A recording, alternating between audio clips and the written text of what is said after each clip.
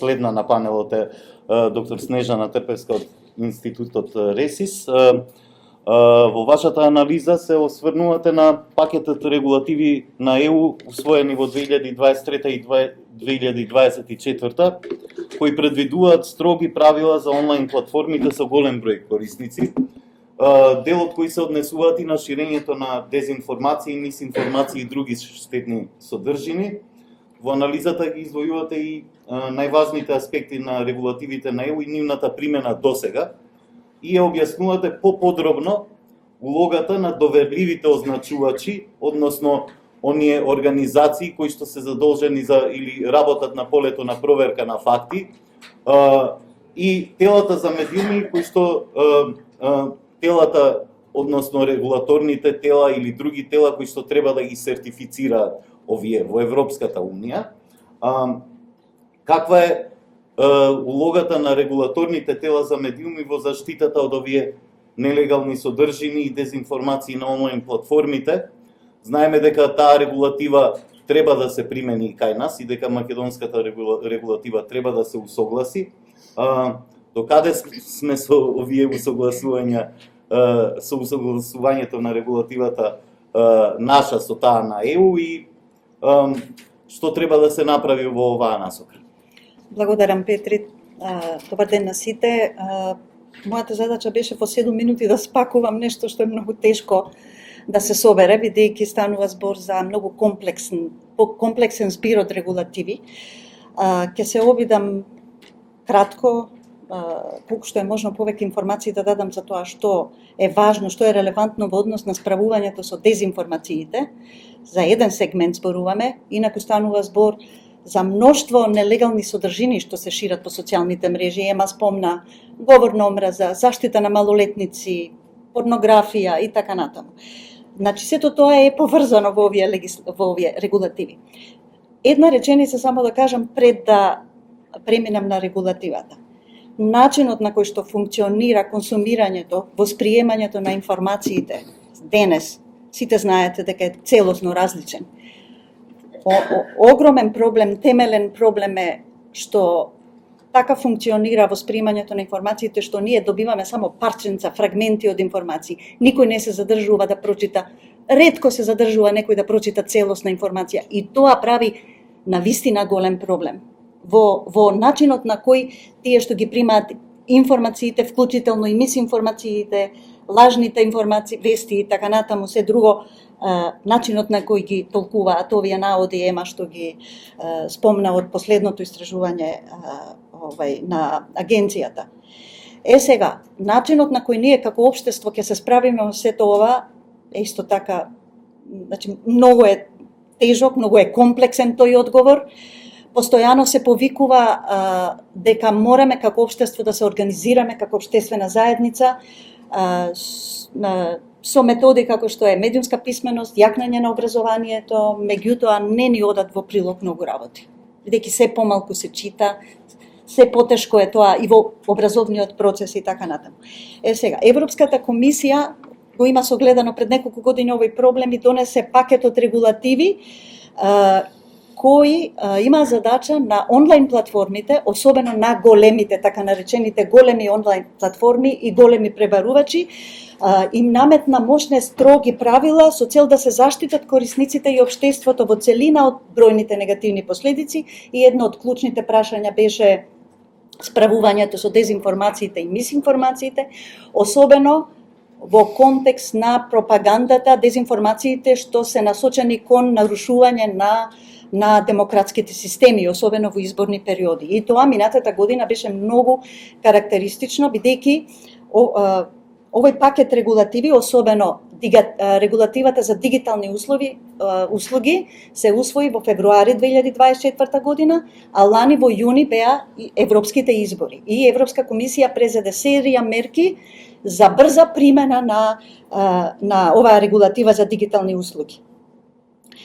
Важна е и директивата за аудиовизуелни медиумски услуги, во еден сегмент се допираат во поглед на нелегалните содржини, но на тоа ја нема да се задржувам сега.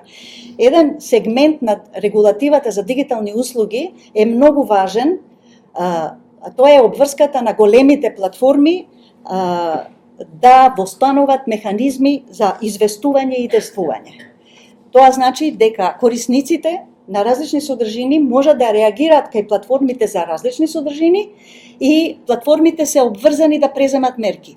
Досега ние имавме некакво искуство како земја во однос на говорот на омраза, особено, и многу организациите кои се занимаваат со експлицитен говор на омраза се многу незадоволни од начинот од целата процедура на реагирање. Во однос на дезинформациите многу малку искуство, но исто така и во другите европски земји. Друга обврска на големите онлайн платформи е да тој механизам на известување и действување да го востануват и во однос на да соработуваат со така наречените trusted flaggers, или јас ги преведувам доверливи означувачи или кредибилни означувачи. Тоа може да бидат различни организации, не само факт-чекери. Таков сервис постоеше кај нас и се уште постои, организацијата Метаморфозис го води, туку различни, например, може да бидат само регулаторни тела, може да бидат медиумски организации, може да бидат јавни институции, како и регулаторот, значи организации за заштита на деца, на малолетници. Ќе видиме од листата на досега сертифицирани доверливи означувачи какви организации. Исто така, според членот 19 од поглавието 3 од регулативата за дигитални услуги, треба да исполнат неколку кумулативни услови за да бидат сертифицирани како доверливи означувачи. Да имаат специфично знаење, експертиза и компетенции од областа за која сакаат да бидат сертифицирани, да го представуваат јавниот интерес, и веќе да биле активни во тоа поле, да се независни исто така од онлайн платформите. Значи, досега знаеме дека Мета има своји овластени факт-чекери, меѓутоа тие се уште не се независни. Да известуваат точно и објективно, да се со транспарентни извори на финансирање и еднаш годишно да поднесуваат извештај за своите активности. За да стане некоја организација доверлив означувач, таа треба да аплицира и да се обезбеди докази дека ги исполнува сите кумулативни услови. Статусот го доделува така наречен координатор за дигитални услуги или дигитален координатор. Значи, нашата земја, кога ќе ga имплементираме регулативата за дигитални услуги, треба да назначиме некое тело кое ќе биде дигитален координатор. До сега, од минатата година од примената на ДСА, од 27 земји во 25 се назначени дигитални координатори и на таа листа може да се види дека се или регулатори за електронски комуникации или регулатори за медиуми, некаде има и регулатори за заштита на конкуренција или за заштита на потрошувачи, а некаде видов и регулатори за поштенски и телекомуникацијски услуги. Онлайн платформите имаат обврска да им дадат врвен приоритет на известувањата на доверливите означувачи, а времето за обработка на тие известувања секогаш зависи и од карактерот на содржината, нелегалната содржина за која се известува. Во случај на експлицитен говор на омраза, кој е забранет со закон, во овој случај за говор на омраза кој кривично се гони, 24 часа е тоа известување. Значи, во зависност од карактерот на содржината. Сега, комисијата за ЕМА спомна дека надлежноста над онлайн платформите, јурисдикцијата за примената на овие одредби од регулативата за дигитални услуги ја имаат оние регулатори каде се востановени платформите, каде имаат седиште. Комисијата за медиуми од Ирска, регулаторното тело од Ирска, е надлежно за околу 12 од 22, околу 12 големи онлайн платформи и преварувачи имаат таму седиште. И тоа е првото тело кое усвои упатство за тоа како може да се аплицира и како да се стане доверлив означувач.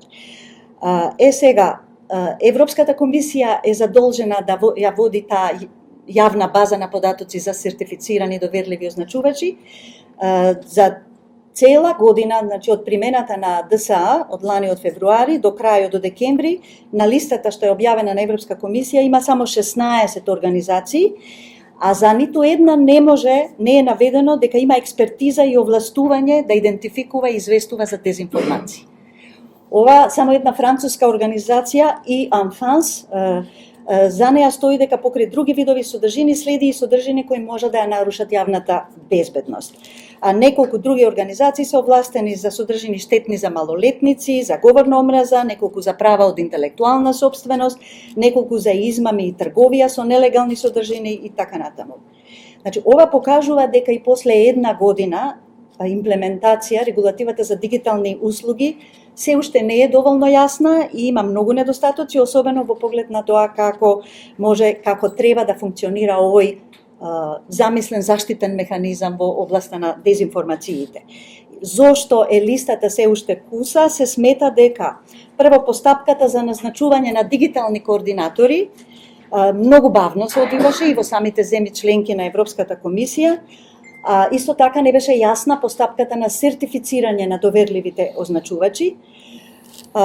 Натаму организациите кои имаат експертиза, кои работат како доверливи означувачи, имаат ограничени ресурси. Трето, потребна е независност на тие организации од платформите, а некои од таквите мониторинг системи добиваат и финансиска поддршка од големите платформи како што се Мета, TikTok, Google и други. И на ниво на држава постои има отсуство на поддршка. Значи самите држави членки ќе треба да им дадат поддршка на таквите организации. Значи во случајов кога би ја имплементирале ние набрзо, што не знам дали ќе се случи и кога ќе се случи регулативата за дигитални услуги, нашата држава треба да се потруди да обезбеди средства за да имаме ние такви организации кои ќе помогнат во разоткривањето на дезинформациите. Еве толку досега. Благодарам. Благодарам Снежана.